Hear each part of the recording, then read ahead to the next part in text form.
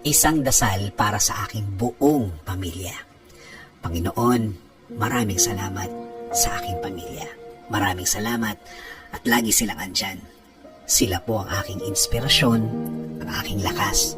Sila po ang nagiging kakampi ko sa mga pagsubok ng buhay. At laging nakaalalay kapag kailangan ko ng suporta. Lord, kasama po ng aking dasal na ito na mas mapalapit sila sa iyo. Mas makilala ka nila. Mas malaman pa nila ang iyong kabaitan. Kasama ng nakita nila sa aking buhay na ikaw ang pinagkukunan ko ng lakas sa araw-araw. Kasama na rin ang aking dinadasal na tulungan niyo rin ang bawat isa sa kanila sa tuwing kailangan nila ng tulong ninyo, Lord.